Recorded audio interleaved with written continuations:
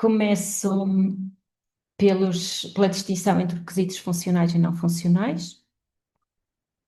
A principal diferença dos requisitos funcionais e não funcionais, eu costumo vos dizer que funcionais são as funcionalidades, os botões do menu, e dou muitas vezes o exemplo do MBWay, enviar dinheiro é um requisito funcional, e depois os requisitos não funcionais são as restrições. Por exemplo, no MBWay, os botões, a forma como estão concebidos e o design é coerente ao longo da aplicação. É um requisito não funcional, mas tem que depois ser implementado. Na, na- Nesta tabela é um exemplo de requisitos não funcionais que vocês, sempre que tiverem dúvidas, podem passar por aqui e dizer, ok, vamos ver exemplos de requisitos não funcionais. Como estão aqui, por exemplo, na usabilidade, um dos exemplos que está aqui é a quantidade máxima de cliques por tipo de funcionalidade.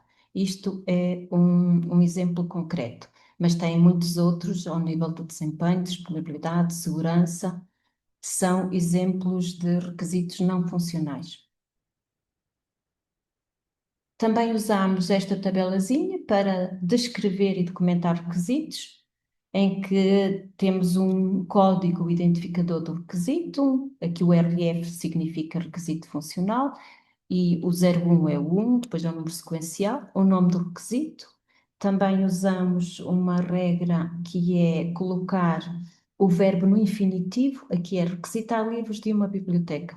Se vocês tiverem em atenção pôr sempre o verbo no infinitivo, funciona bem.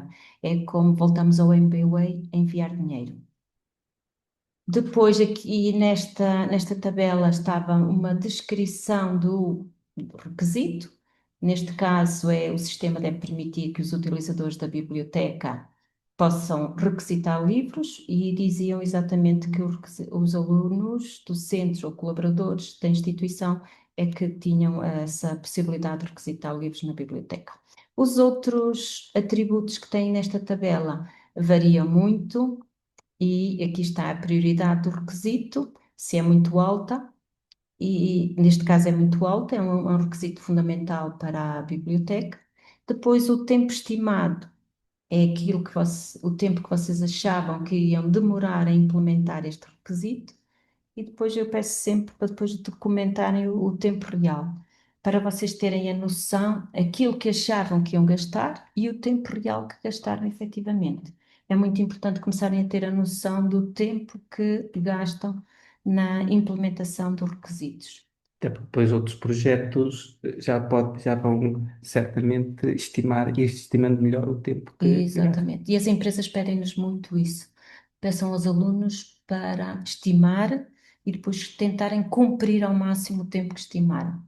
Se têm dúvidas do tempo estimado, já sabem, põem mais um tempo para dar margem e consigam cumprir. Estas tabelas, como eu vos digo, dependem sempre da empresa, do projeto e daquilo que é importante colocar nos requisitos. Isto é só um exemplo simplificado. A descrição tem sempre e todos os outros campos desta tabelazinha são, de acordo com o projeto ou com a empresa que vocês estão a trabalhar.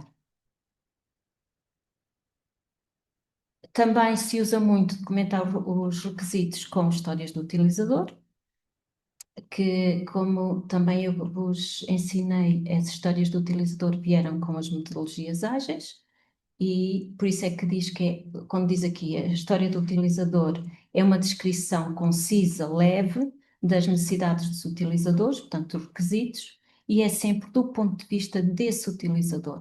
Pensem sempre como utilizadores das vossas aplicações e aquilo que pretendem fazer na aplicação. Eu gosto de usar o MBWay porque me facilita a vida, tem valor para mim e o papel como utilizador, o formato das histórias do utilizador está aqui. O papel, eu sou o utilizador do MBWay, qual é a função que quer que ele faça? Quando eu digo enviar dinheiro, é a função que o sistema faz e qual é o meu objetivo. Portanto, eu uso a aplicação MBWay e um exemplo concreto de uma funcionalidade em formato de user story é colocar o utilizador, a função que eu pretendo e qual é o meu objetivo. Importante, quando estão a descrever e a fazer ou a criar as histórias do utilizador, há uma regra que ensinamos, que é serem independentes umas das outras, para que possam ser implementadas separadamente, tanto em termos de programação. Devem ser negociáveis, isto é, foram desenvolvidas, escritas num formato que permita negociação entre o utilizador e o programador. Devem ter valor. Se não tiverem valor, é trabalho que provavelmente nós estamos a deitar para o lixo, que é quando estamos a desenvolver uma funcionalidade que depois não tem valor para o utilizador, também não a vai usar. Se não a vai usar, foi trabalho que nós desenvolvemos e que não pode não ser usado. Devemos ter estimativa, dar detalhes suficientes ao programador para ele conseguir estimar o esforço do trabalho necessário para desenvolver a user story. Devem ser pequenas para conseguir desenvolver numa iteração, isto é, num sprint, eu conseguir desenvolver aquela funcionalidade, aquela user story. Também usamos os épicos, que é quando temos user stories que estão ligadas, por exemplo, o CRUD, o Create, Read, Update e Delete, por exemplo, cliente, aluno, ou qualquer utilizador, nós podemos juntar a user story neste épico. Então, ter outras mais pequenas, que é o caso do inserir o aluno, editar, alterar, eliminar. E também muito importante é serem testáveis, a ter casos de teste, aquelas tabelas de teste que nós podemos fazer, indicar como é que eu posso testar essa funcionalidade, essa user story. Se eu fizer isso logo no início, estou a permitir também que no fim vou testar e estar de acordo com o que estava previsto e também estou a dar pistas ao programador. Aqui alguma pergunta, Sr. Fonseca, alguma dica? Pronto, e estás a falar que tudo estava, Sim, que às vezes até se escrevem os testes primeiro. antes de se desenvolver a aplicação. Que às vezes também são duas equipas, não é? Pode ter uma equipa de testers Sim, sim, sim, e outra sim. de developers. Não, ultimamente a equipa de testes é sempre diferente, não é? De É, quem desenvolve. até porque, acaba por se experimentar às vezes outras coisas, senão o próprio Sim, developer exatamente. está Nós ali. já estamos viciados no Exato. código que desenvolvemos Desenvolve. e já não conseguimos encontrar tantos erros como É. se for outra pessoa exterior. Tens um exemplo de user story. Tenho aqui estes exemplos de user story, foi de um trabalho do Wagner e do Agostinho, de, de uma disciplina do mestrado, e tinha aqui como utilizador, neste caso específico, podia ser estudante ou professor, que pretendia saber o índice da qualidade do ar interior numa sala de aula para saber se devia entrar ou não. O que eles fizeram foi um dispositivo que tinha um semáforozinho que marcava verde, amarelo e vermelho para saber se havia muita gente dentro da sala, a qualidade do ar já estava menos qualidade do ar e estava a vermelho, já não devia entrar, se tivesse verde podia entrar. Portanto, isto é um exemplo de histórias do Tens utilizador. aqui três. Sim, três. É a segunda, é como utilizador, estudante ou professor quer consultar o número total de ocupantes dentro do espaço, com o objetivo de saber se pode entrar ou não mais pessoas.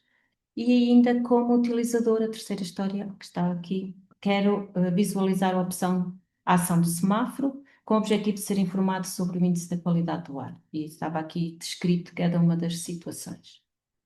A situação 1 era do semáforo verde, a 2 e a 3 para cada um dos semáforos. É, eu acho Mas o que formato é sempre indicar quem é o utilizador, o que é que quer, qual é a funcionalidade e depois o objetivo daquela funcionalidade. e como tu disse, está-se a usar cada vez mais este dos user Sim, stories. sim, de cada vez mais. É. Há empresas que pedem mesmo para os alunos usarem as user stories no desenvolvimento do software que estão a fazer na empresa. Não sei se é o vosso caso, mas há empresas que pedem, outras não. Mas é simples e resulta bem. E qualquer pessoa consegue ler e compreender. Sim, esse é o objetivo, é serem num formato que os utilizadores finais consigam perceber e dizer, ok, eu vou usar mesmo isto, é isto que eu quero. Na prática é esse o objetivo. Ajuda a essa comunicação. Depois falo-vos aqui na matriz funcional ou na matriz CRUD. Nós fazíamos isto logo no primeiro ano, com a matriz funcional, mas onde tínhamos que colocar as funcionalidades, os processos e depois as operações que se realizavam nessa funcionalidade. E eu usava aqui o W, mas escrever ou create, depois o ler, o read, o update, atualizar, o editar e o eliminar. Não sei se se lembram destas tabelazinhas, mas nós colocamos, pode ser assim neste formato, as funcionalidades nas linhas e aqui as tabelas que nós temos nas bases de dados ou a estrutura de dados que estamos a usar. E o que nós vemos aqui nesta linha é esta funcionalidade, adicionar um novo cliente e o que está a fazer em termos eu create Tá bem? nesta tabela e nesta tabela. É. Mostra claramente, para nós, professores, é muito útil para percebermos se falta alguma tabela, se falta alguma funcionalidade e na prática, nós fazíamos isto no primeiro ano e no terceiro ano nós estávamos a fazer, mas eu acho que continua a ser Em útil. base de dados também falo sobre Falo isso. nisso. E assim, em tabela consegue-se ver se de facto falta alguma coisa ou não. Se É. for só tivessem texto ou só os comandos para fazer isto, eh, uma pessoa perdia-se facilmente, se desorganizava. Então, esta tabelazinha normalmente fazemos depois do diagrama entidade-relacionamento ou do diagrama de classes, que são equivalentes, mas é útil para documentar e nós verificarmos se falta alguma coisa. Já que estás a falar nisso, se no relatório optarem por colocar desses diagramas, coloquem ou de classes ou o O ER. ER. Né? Às Não vezes, é preciso fazerem as às duas. vezes põem os dois e é desnecessário. Quem vai analisar os dois. Exatamente. Como eu dizia, são equivalentes. É uma evolução. O diagrama de classes é a evolução do modelo entidade-relacionamento. Então, no ML, vamos ver alguns dos diagramas. Já sabem que o ML é a linguagem para fazer diagramas, modelação gráfica, e serve principalmente para documentar os sistemas de software ou outros. A última versão tem estes diagramas todos, e normalmente o que acontece é que nós não precisamos de usar todos os diagramas.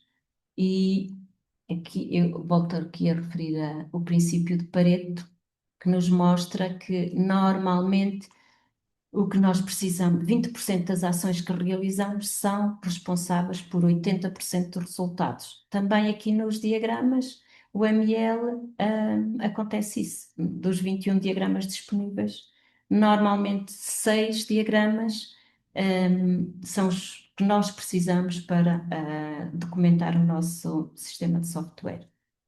E um dos muito usados continua a ser o diagrama de casos de uso, para documentar então o que é outra alternativa às user stories, as histórias do utilizador, mas em formato de diagrama e ainda é usado. Este diagrama já vem dos anos 90, mas continua a ser usado. Esta é a notação em que nós temos os atores, podem ser utilizadores finais ou dispositivos ou outros sistemas, quem interage com a aplicação. As funcionalidades são os casos de uso, tem esta elipsezinha e o nome lá dentro. Isto são casos de uso. Depois temos a fronteira, que é muito útil quando nós queremos dizer isto é o que eu vou desenvolver, que está cá dentro, e se tiver outros casos de uso que ficam para mais tarde, eu coloco-os fora da fronteira. Isto é muito importante, principalmente nos projetos, para gerir as expectativas e as pessoas saberem o que está dentro da fronteira. Vamos desenvolver e implementar a responsabilidade do programador implementar e o que está fora fica para mais tarde. Sim, porque às vezes os alunos estão envolvidos em algo mais vasto da qual estão a fazer Só uma só parte. uma parte. Então convém pôr os outros casos de uso fora da fronteira. Uhum. Este é um dos objetivos de terem aqui delimitar. Esse caso dos substituem os user stories, Sim, normalmente não portanto, precisamos de fazer as duas coisas. está bem, portanto, ou colocam As user stories ou o ou diagrama de casos de uso. Ok? Depois, nas ligações entre casos de uso, nós falámos no include e no extend. O include são funcionalidades que podemos reutilizar e normalmente é muito usado o login, quando eu tenho o login obrigatório, por exemplo, na biblioteca. Para consultar livros eu não preciso fazer login, mas para requisitar um livro eu preciso fazer login. Então o include faz-se para o login. Na, o extend são funcionalidades que só se fazem em algumas situações. É um comportamentozinho que só se faz em algumas situações. Então, eu às vezes até vos dizia para colocarem aqui qual é a condição. Um exemplo que eu vos costumava dar era emitir fatura. A emissão da fatura pode ser só digital, mas depois eu posso imprimir. Então, há aplicações que têm a funcionalidade de imprimir a fatura e outras não, fica só digital. O imprimir mesmo em papel pode ser um extend. Quer em papel, sim ou não? Ou quer enviar por e-mail, sim ou não? É um exemplo de um extend. Depois tenho aqui o porquê de ainda se usarem os casos de uso, que é organizar os requisitos na perspectiva dos utilizadores finais, mostrar os atores, quem é que vai usar o sistema e quem é que interage com o sistema, e depois os relacionamentos entre os atores e os casos de uso. Também é útil para fazer o fio condutor no desenvolvimento, desde os requisitos até a implementação. Eu posso voltar sempre aos casos de uso, já nos testes, e pedir aos utilizadores finais para testarem aqueles casos de uso que eu implementei.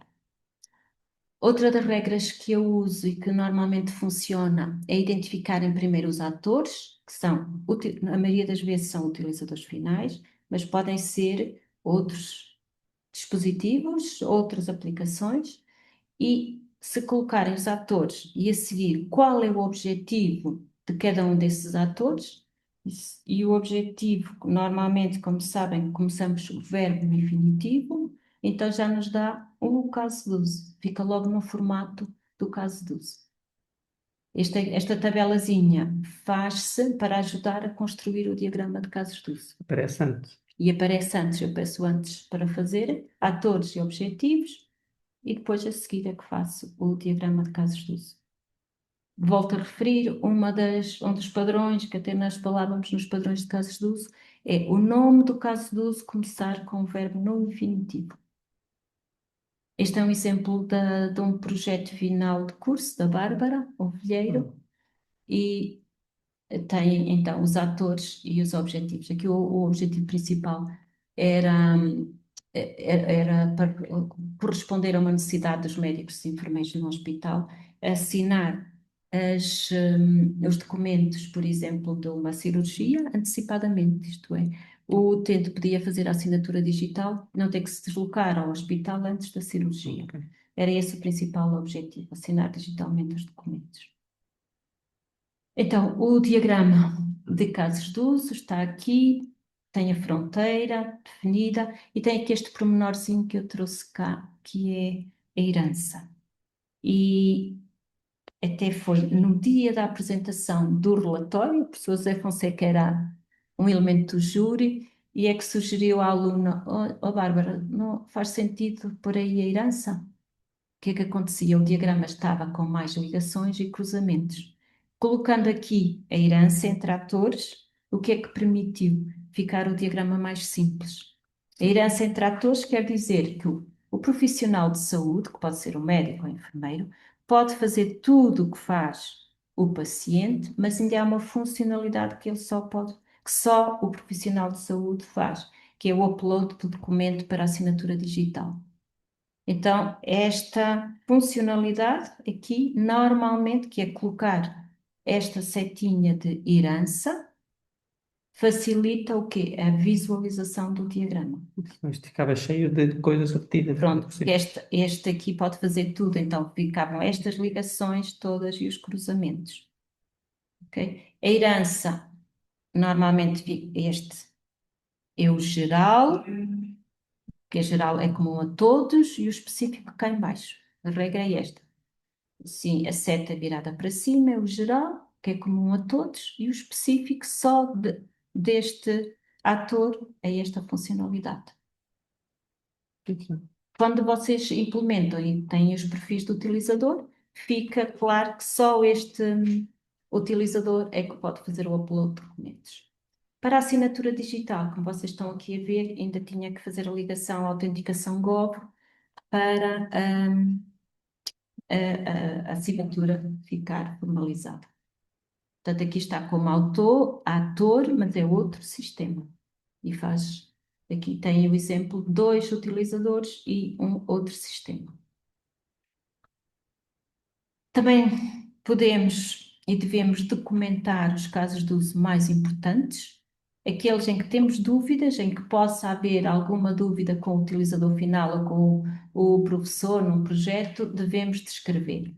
Como é que devemos descrever os casos de uso? Começar primeiro fluxo normal de eventos, quando tudo corre bem, e depois fazer estas tabelazinhas que podem ter muitos mais campos. A que nós fazíamos tinha o caminho principal quando tudo corre bem, caminhos alternativos quando alguma coisa não corre bem ou as validações mais importantes. Então, é esta fluxo principal quando tudo corre bem e caminhos alternativos com todas as falhas. Isto funciona bem mesmo até quando vocês estão a fazer o código. No vosso código, se vocês fizerem primeiro tudo o que corre bem e depois fazer estas validações, estes ifs à parte, funciona bem. Portanto, é uma boa prática que vocês podem usar. E como tu disseste, só para aqueles que são mais Só complexos. só os mais importantes. Eu às vezes nos trabalhos dizia, façam só os mais importantes. Os outros que são já pacíficos, login, e que toda a gente sabe o que é fazer um login e quais são as validações, não vale a pena perder tempo com isso. Ok? Só os que são importantes e que são fundamentais para dar informação ao programador. Isto tem que ser útil, estas tabelazinhas têm que ser útil para o programador e tem que ser útil para o utilizador final para também conseguir ler. Se tiver termos muito técnicos, não é útil para o utilizador final, por isso tem que haver um equilíbrio entre estes dois mundos.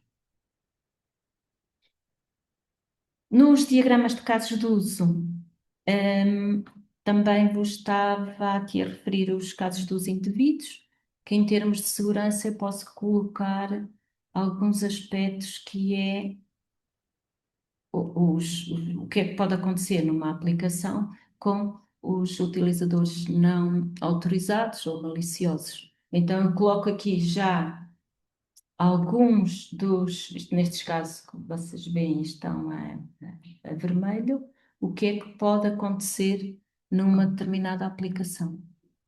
E assim também é um alerta para as questões de segurança. Ok. Há aplicações que são críticas, então é importante colocarem Sim, sim, sim. logo desde o início estes pormenorzinhos. Então, de requisitos, volto a dizer, podem fazer tabelas, user stories e casos de uso, diagramas de casos de uso com a descriçãozinha em tabela. Têm é que optar por uma destas soluções e não por fazer tudo. Exatamente, exatamente. Também. Depois, diagramas de atividades. Equivale a fazer fluxogramas. Também são importantes e há situações em que os devem fazer. Os diagramas de atividades, como eu costumo dizer, dá para fazer quase tudo, mas pensem sempre naquele símbolozinho do fluxo de controle, que são os fluxogramas. Dá para descrever um caso de uso, uma operação específica ou quase tudo, grupos de casos de uso relacionados entre si. Por isso, até pode ser parte de uma atividade mais alto nível. Esta é a notação daquilo que podem usar. Também que se pode colocar aqui os estados, por isso é que tem aqui estado inicial e estado final. Portanto, no diagrama de atividades dá para englobar tudo, sequências de atividades, sequencialmente, as barras de sincronização para separar atividades e depois para as juntar, e dá para colocar, se quiserem, estados, o que é que está a acontecer numa determinada atividade portanto, para ter uma visão geral do sistema, podem fazer e devem diagramas de atividades. Para depois coisas mais pequeninas e também dá para fazer os fluxogramas que vocês já faziam desde o primeiro ano nos algoritmos. Primeiro ano, primeiro semestre. Exatamente. Aqui às vezes ponho cá isto para saberem que tem alguns exemplos de diagramas de atividades. A regra aqui, por exemplo, pode irem através do ML e ver diagramas de atividades ou na pesquisa porem o nome do diagrama.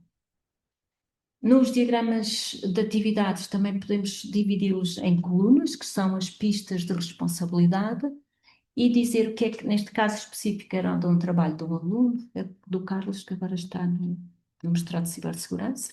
Ah, O que é que faz o médico, faz o utente e a farmácia. Portanto, isto eram as receitas que estão digitalizadas já, e desde que o médico faz ou cria uma receita, até à farmácia que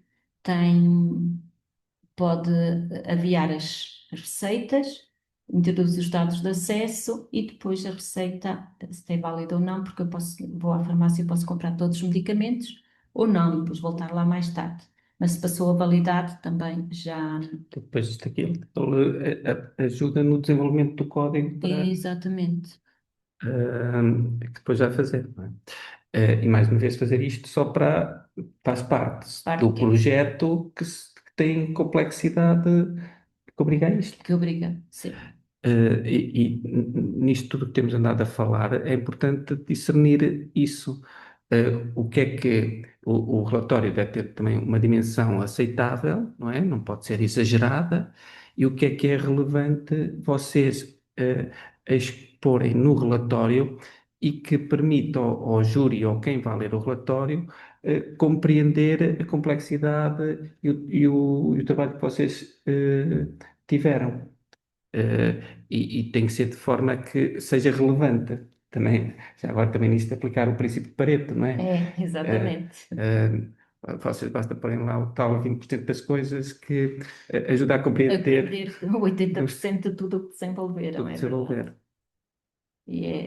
E pela nossa experiência nos relatórios, quando o aluno está a explicar o que foi mais difícil ou o que lhe demorou mais tempo, nós dizemos-lhe assim, mas isso não está no relatório. Quase sempre acontece Sim, isso. sim, sim, sim. Demorou imenso tempo a resolver um problema, porque era complexo, e depois esqueceu-se de colocar isso no Sim, relatório. dá a relevância da vida No no relatório. relatório.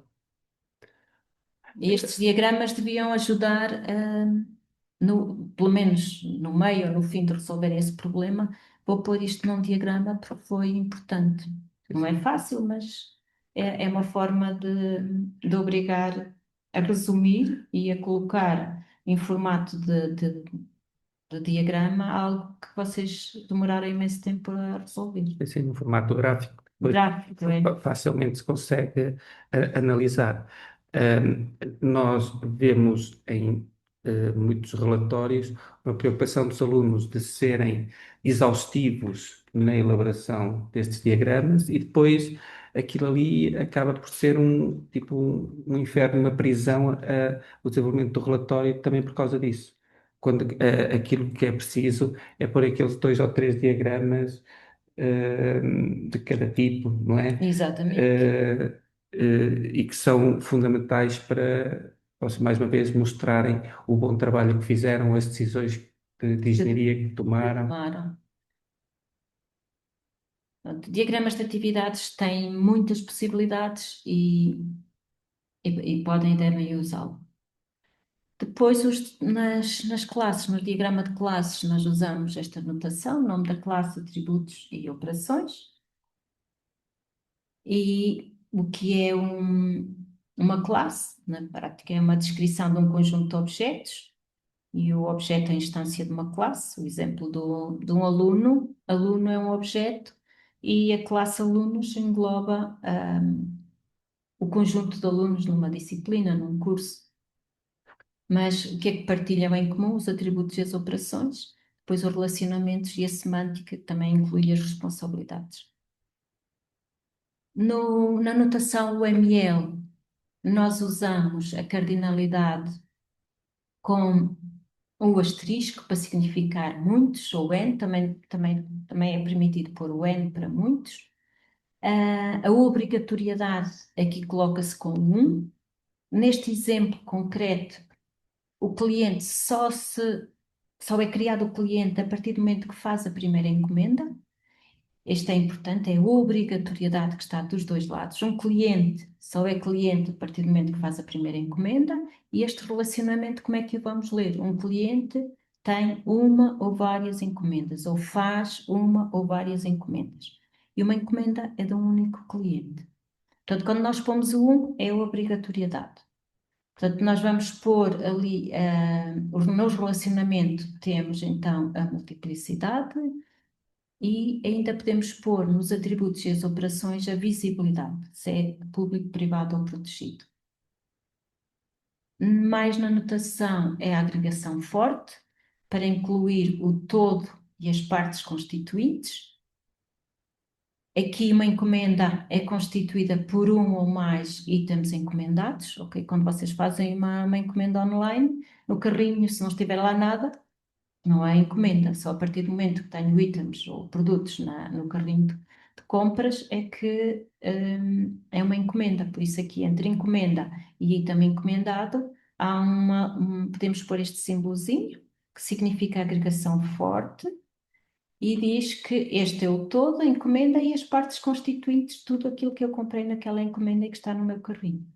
Isto chama-se agregação forte e, como veem, aqui está também uma obrigatoriedade. Uma encomenda tem que ter pelo menos um produto encomendado ou um item encomendado, e um item encomendado foi encomendado por uma determinada encomenda que depois pertence a um cliente. São estes aspectos que eu coloquei aqui Depois a outra é a ligação muitos para muitos, ou N para N, que vocês faziam e que obriga depois na normalização a criar a terceira tabela. Em UML nós fazemos aqui a classe associação. Temos um empregado para trabalhar em vários projetos, um projeto tem vários empregados e aqui eu tenho o empregado projeto com o empregado projeto e o número de horas que esteve afeto a esse projeto. Podia ter posto a data de início, a data de fim mais atributos. Portanto, esta é a classe associação, ou ali, fazendo a analogia para o diagrama entidade-relacionamento, é a terceira tabela que nós criamos para fazer a normalização, quando temos uma ligação muitos para muitos. Queres referir aqui mais algum aspecto? Aquilo que eu queria dizer é assim como a professora Clara já disse, ou faz o diagrama de classe ou o modelo ER. Também uma coisa que eu quero dizer, imaginem que vocês estão a desenvolver um trabalho, por exemplo, em Salesforce, que já tem uma ferramenta de diagramação. Não é necessário estar a fazer diagramas noutras ferramentas. Usam aquela. A professora Clara está aqui a mostrar isso, porque é aquilo que poderão usar se estão a desenvolver. No entanto, nunca se pretende que haja aqui duplicação de trabalho, nem mais trabalho para vocês fazerem a mesma coisa. Até porque muitas vezes, quando fazem isso, os dois diagramas não ficam exatamente iguais. E também a gente, de vez em quando, já encontra relatórios onde há discrepâncias, entre um e outro. Era mais este. Sim, sim, o exemplo do Salesforce é bem. Porque se fazem Salesforce, já tem o diagrama, às vezes é só exportar Sim, sim, e sim, saber sim. explicar. Sei lá, ou se fazem as histórias no Gira, podem Claro. mostrar Sim, sim, aquilo que ou já no foi Trello, feito, ou no noutra Trello. ferramenta. Não têm que estar a ter depois mais trabalho só para Só para colocar no no relatório. relatório. Depois tem os diagramas de sequência, normalmente eh, não gostam muito de os fazer, mas quando os façam, então a dica é colocarem os atores do lado esquerdo. Aqui intervêm dois atores o funcionário gestor de recursos humanos, e ponham cá mesmo o símbolozinho da ator, são utilizadores do sistema. A seguir, interface, e o nome da funcionalidade, que era aprovar uma folga, que um funcionário tinha pedido folga e o gestor de recursos humanos iria aprovar. Então, acho que preciso ver. Interface, e à direita do interface vou pôr a tabelas de base de dados, com destaque aqui para a tabela folga, que está do lado direito, para dar destaque que é importante terem cá os atributos e as operações correspondentes ao diagrama que estão a conceber. Ok? Se vocês virem, então, as operações que a partir do interface se realizam corresponde à necessidade que vocês têm de ir buscar informação à base de dados, ler, escrever, atualizar e ou eliminar. Neste caso aqui estava a alterar o estado da folga, porque ia aprovar ou rejeitar. Portanto, o estado ia ser alterado. E tem aqui este campo específico que vai ser alterado. Se vocês virem, também tem aqui as operações para que permite fazer a alteração do estado. Neste caso, o aprovar ou o rejeitar era a informação que ia estar aqui no estado. Então, diagramas de sequência e diagramas de estados, que vamos ver já a seguir, têm que estar sempre coerentes com o diagrama de classes, está tudo interligado. Mais uma vez, diagramas de sequência começam utilizadores à esquerda, interface e a funcionalidade que querem mostrar, à direita da interface as vossas tabelas da base de dados ou a estrutura de dados que estão a usar. Diagrama de pacotes são muito usados porque permite fazer pacotes de tudo. Eu diria que quando tenho muitas classes, faço pacotes de classes para mostrar uma parte e depois fazer zoom dessas classes. É muito usado também em casos de uso, quando tenho mais de 10 ou 15 casos de uso, eu não vou fazer um diagrama com 15 casos de uso, aquilo depois não se percebe nada. Então faço pacotes de casos de uso e assim sucessivamente.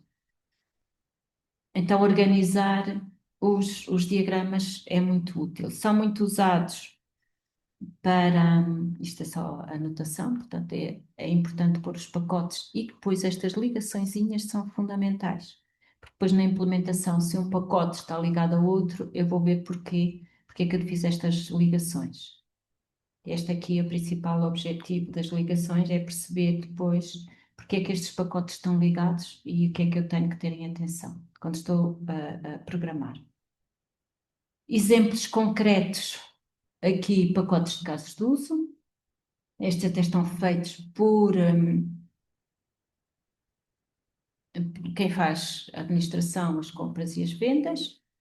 E tenho aqui esta notinha para este padrão que nos dizia que devemos organizar o conjunto de casos de uso com uma história hierárquica, de forma que possa ser desdobrada para adquirir mais detalhe ou compactada para adquirir mais contexto. Acho que se aplica também a qualquer tipo de diagrama de pacotes, quando eu tenho que fazer pacotes de componentes, de classes, de casos de uso, quiserem. Mas são muito usados na prática para, com estes componentes, mostrar os componentes por pacotes, aqui neste caso utilizador, servidor de base de dados e servidor web. São muito usados os diagramas de componentes para pacotes de componentes. E pacotes de classes também são muito usados e pacotes de casos de uso. E penso que podemos passar ao diagrama de estados. Mais uma vez, só devemos fazer diagramas de estados se queremos mostrar que temos estados que estamos a modelar, que estamos a dar destaque. Aqui, neste exemplo concreto, mostrava os estados possíveis, desde que o médico ou profissional de saúde inseriu um documento, fez o upload de um documento, ele ficava no estado, é necessário assinar. Depois o médico começou por assinar, ficava assinado e na fase seguinte era necessário passar aos utentes. Então ficava a aguardar a assinatura de outros. E se fosse necessário assinar mais que um utilizador, andávamos aqui neste ciclo que mostra que estava a aguardar ainda por outras assinaturas. Isto estamos a dar destaque à sequência, ao fluxo de assinaturas e então o estado em que estava a assinatura do documento. Portanto, o documento, desde que era feito o upload, ia passar por vários estados. E o que é que mostra este diagrama? Que é necessário haver várias assinaturas e mostravam este diagrama. Portanto, só fazemos diagramas de estados quando realmente temos estados que estamos a modelar e a guardar essa informação e por isso estamos a dar destaque. Mas, na maioria das vezes, já sabem que sempre que têm estados, têm que ter tabelas onde vão guardar esses estados. E muitas vezes têm que ter históricos para guardar a informação por data. E aqui era importantíssimo saber quando é que assinou o médico, quando é que assinou o utente, quando é que assinou o representante do utente, quando é que assinou o outro médico ou outra pessoa que autorizou aquela cirurgia É, e ficava guardado também as datas. é, ainda bem que falas nas datas, porque nota-se muitas vezes na modelação de dados, os alunos esquecerem-se de colocar datas. É muito importante. É, É muito importante colocar as datas em que ocorreu aquela alteração, exatamente. desde a criação até as diversas alterações. Aqui é para mostrar claramente, mais uma vez, que entre o diagrama de estados e o que está na classe tem que ter atributos e operações. Não posso ter um diagrama de estados que não tenha o correspondente na classe ou na estrutura de dados que eu estiver a usar. Portanto, atributos e operações é fundamental. Se vocês não fizerem isso, depois não conseguem mostrar quando é que aconteceu. E este é outro exemplo. Aqui mostra, por exemplo, o aprovado e o não aprovado numa unidade curricular, é que eu tenho que ter o histórico com datas. O estudante, a disciplina, a nota que obteve, e aqui não está a data, mas tinha que estar. Aqui falhou. Isto foi tirei de algum trabalho e falta a data. Sempre que eu tenho uma ligação, muitos para muitos, aqui é N para N, está aqui o asterisco, aqui está o N, isto é classe associação. E tenho ali uma chave primária concatenada, e depois tem a nota e o estado. Mas também tenho que ter a data. Aqui falhou a data. Aqui mostra, se vocês forem ver o vosso histórico das unidades curriculares, fica registada a nota e a data e Claro. as diversas situações. Isto é um exemplo que o que está aqui, o que estamos aqui a fazer é o histórico, a guardar o histórico das notas que os alunos obtiveram nas diversas unidades curriculares. Está nessa tabela intermédia. E está na tabela intermédia. Um, não sei se já te acontece a ti, mas quando às vezes os alunos falamos em histórico, eles criam uma tabela que lhes chamam histórico. Sim. E histórico é isto. Não vamos criar mais uma tabela que lhe chamamos histórico. O ano passado, portanto, no início deste ano letivo, pedi no chat GPT para me fazer um modelo de dados e pôs-me lá uma tabela de histórico. E eu depois disse que estava mal e expliquei porquê e a seguir corrigiu e ficou direitinho. Exatamente. Mas o que eu achei interessante foi no chat GPT eles também terem esse mesmo erro, É. que é o histórico, quando já lá tínhamos a informação Já está a na informação tabela. toda. Ok, e termino aqui. Obrigada.